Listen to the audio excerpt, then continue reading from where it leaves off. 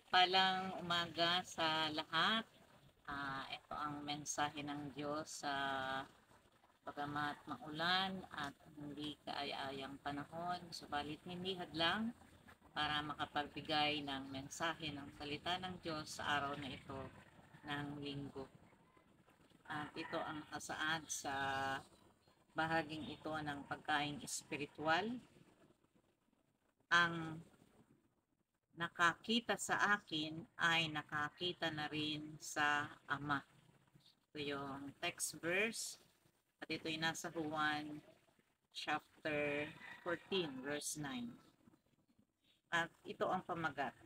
Dapat malinaw ang mga mata. Amen. Hallelujah.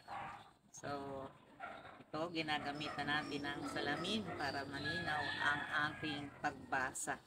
Ito po ang isinasaad sa mensahe ng Diyos sa umagang ito. Ipinanganak na may kakaibang kondisyon sa mata ang sanggol na si Leo, kaya hindi pa niya nakikita ang kanyang mga magulang. Laging maulap ang paningin ni Leo. Dahil dito, binigyan ng doktor ng espesyal na salamin sa mata si Leo. Kinuhanan ng video ng ama ni Leo ang pagsusuot niya ng bagong salamin sa mata. Napanood namin ang pag-focus ng mga mata niya. Pati ang pagngiti niya nang makita ang kanyang ina sa unang pagkakataon. Nakakamangha. Nakakakita na ng malinaw si Leo. Ibinahagi naman ni Juan ang pag-uusap ni Jesus at kanyang mga alagad. Sinabi ni Felipe kay Jesus, ipakita ninyo po sa amin ang Ama. Ito ay nasa Juan chapter 14 verse 8. Sinabi niya ito sapagkat sa kabila ng panahong magkakasama sila, hindi pa rin nakikilala ng mga alagad niya kung sino ang nasa harapan nila. Sumagot siya, hindi ka ba naniniwala na ako ay nasa Ama at ang Ama ay nasa akin? Nauna na ring sinabi ni Jesus na ako ang daan, ang katotohanan at ang buhay.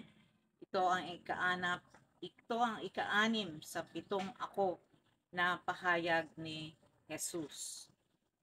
Sinasabi niya sa atin na gamitin natin bilang salamin ang mga ako na pahayag ni Jesus upang makita ang Diyos. Para tayong mga alagad, nanlalabo ang ating paningin sa mga panahong nahihirapan kayo. Hindi natin nakikita ang mga bagay na ginagawa ng Diyos para sa atin. Baka tulad ni Leo, kailangan din natin isuot ang ating salamin upang makita natin kung sino talaga siya.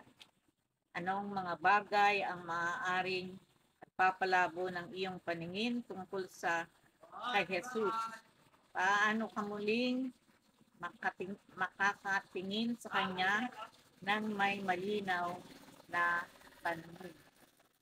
Tulungan mo po ako ibaling sa inyo ang aking paningin. Ipakita mo po sa akin ang malinaw ang landas ng iyong nilaan para sa akin. Amen. Hallelujah. Tukoy ang bagay na ito sa kalinawan ng mata kung paano ang inyong pastora ay andun na rin ang kalabuan ng paningin at napakahirap para sa akin ang pagbabasa.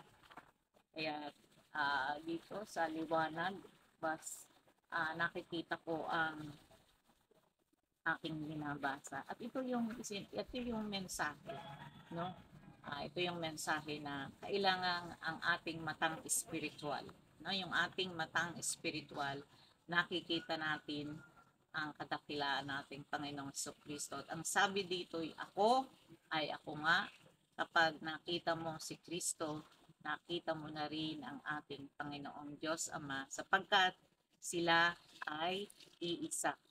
Ito ang mensahe sa araw na ito ng linggo. Nawa ang mga mata ninyong espiritual ay makakita ng mga bagay na malalalim na patungkol sa Diyos. Ito yung mensahe sa linggong ito. Ito ang inyong pastora ng Masa 1305. Maaari po niyong i-like at i-share ang bagay na ito. Maraming salamat. God bless everyone. And God bless everyone.